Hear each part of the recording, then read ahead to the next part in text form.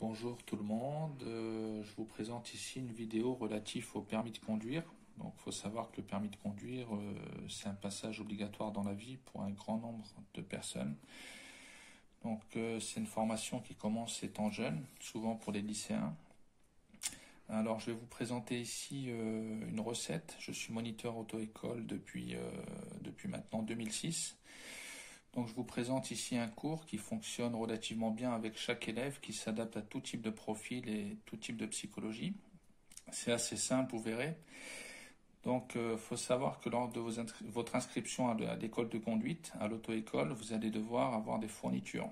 Donc parmi ces fournitures-là, vous aurez un livret d'apprentissage qui sera considéré un peu comme un carnet de santé chez le médecin. Le livret d'apprentissage, il y aura tous vos suivis dedans. Donc il est composé de plusieurs objectifs et de sous-objectifs. Il y a 4 étapes dans votre livret d'apprentissage que vous aurez à l'école de conduite. Là, je vais vous présenter la première étape et l'objectif numéro 1. Vous allez voir, c'est un cours assez simple et très facile à assimiler. Donc le premier objectif, c'est connaître les principaux organes et commandes du véhicule. Vous avez ici la représentation classique d'une voiture, une voiture assez classique, assez traditionnelle.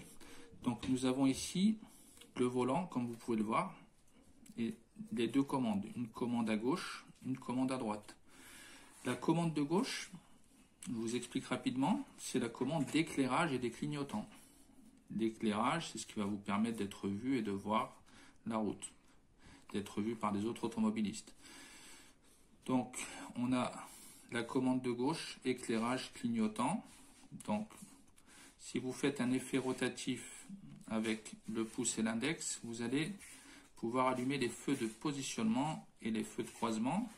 Et si vous ramenez la commande vers vous, ce sera les feux de route. C'est un éclairage plus important et plus intensif.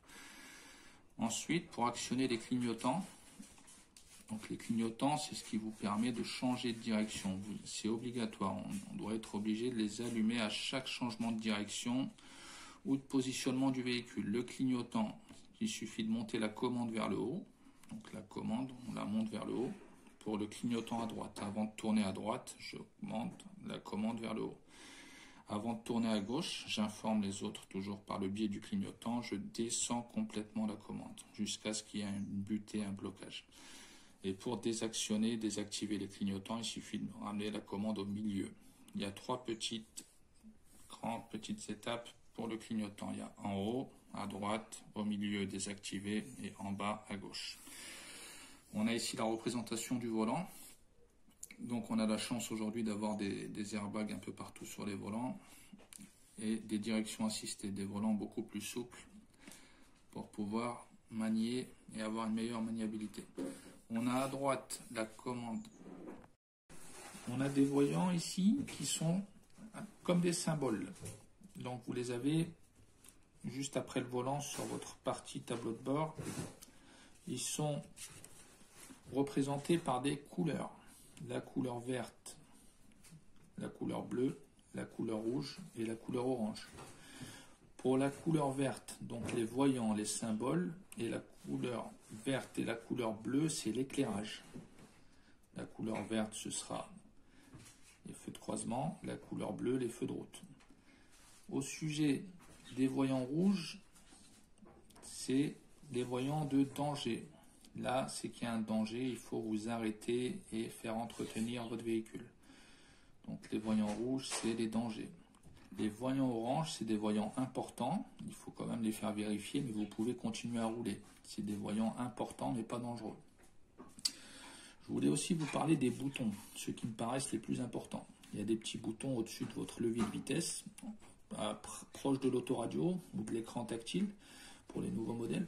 Vous avez le désembuage, le bouton désembuage, dégivrage, désembuage. C'est ce qui va vous permettre de voir à travers votre pare-brise. C'est ce qui va vous permettre d'éviter le stress et les problèmes de trajectoire liés à une mauvaise visibilité. Donc il faut actionner le désembuage avant lorsque vous avez des particules ou un film de buée sur votre pare-brise à l'avant. Et le voyant de désembuage arrière, c'est celui-là. Il faudra être capable de l'actionner pour voir le danger qui viendrait de derrière. Donc désembuage avant, désembuage arrière, très important. On a aussi le bouton des feux de détresse, les warnings. Il faut savoir qu'on les utilise en cas de panne. Il faut être capable de réagir très rapidement pour pouvoir actionner ce bouton. Ce bouton-là vous permettra d'être vu par les autres et d'éviter le suraccident ou un accrochage quelconque. Le bouton de feu de détresse, on les appelle aussi les warnings. On les utilise lors de panne, d'accident ou aussi pour le fair play. Sur la route, si vous avez créé un petit gêne sur la route ou un petit problème, vous avez gêné quelqu'un et vous étiez en tort, ben vous pouvez actionner les feux de détresse, les warnings, pour dire tout simplement, voilà, désolé, et vous reprenez votre route. Ça marche assez bien pour le fair play.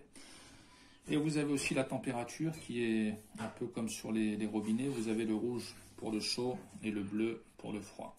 Bon, la température, on adapte la température en fonction de la météo et du climat, tout simplement. Voilà, je voulais vous parler aussi du levier de vitesse. Le levier de vitesse, c'est pas toujours gagné au début. On a un traçage avec un ordre 1, 2, 3, 4, 5. Donc souvent, il faut regarder de quelle manière est constitué un levier de vitesse. Vous avez sur la partie horizontale, toute cette partie-là, des ressorts dans la boîte de vitesse, des ressorts. Il faut être capable de ressentir les ressorts.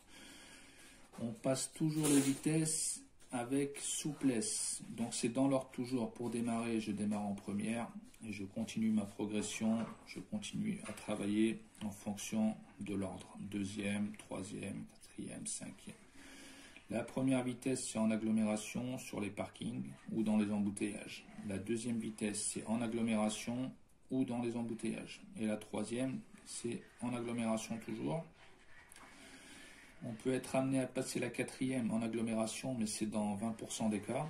Et la cinquième, c'est sur les routes communales, départementales ou les autoroutes. Et le R, c'est marche arrière. Voilà. Voilà, je vous explique comme ça. Et on a ici la représentation des pédales. Il faut savoir qu'on a l'accélérateur à droite, le frein en milieu et l'embrayage à gauche. Accélérateur, frein, embrayage. L'accélérateur ultra sensible, le frein assez sensible, l'embrayage, ça va. Donc l'accélérateur, on l'utilise avec le pied droit. Le frein avec le pied droit. Il faut bien placer votre talon dans la symétrie du frein et de l'accélérateur, à peu près à ce niveau-là. Le talon doit être là et les pieds, hop, comme ça. Hop. Et hop. Bon. Le frein et l'accélérateur. Et le pied gauche, on l'utilise uniquement et seulement pour actionner l'embrayage. Et ici, vous avez un repose-pied. Vous pouvez reposer votre pied ici, le pied gauche, pour éviter d'abîmer l'embrayage. Donc, par petites étapes, toujours, il faut d'abord, en premier, embrayage à fond.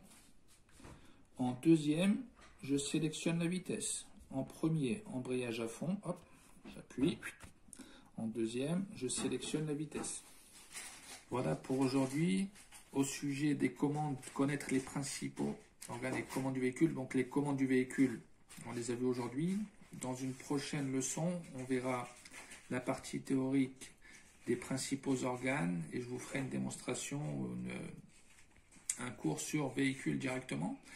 Voilà, j'ai un petit message de sécurité quand même avant de vous dire au revoir pour cette vidéo. C'est qu'il faut savoir, et c'est très important à mes yeux, que le volant et l'accélérateur ne font vraiment pas bon ménage.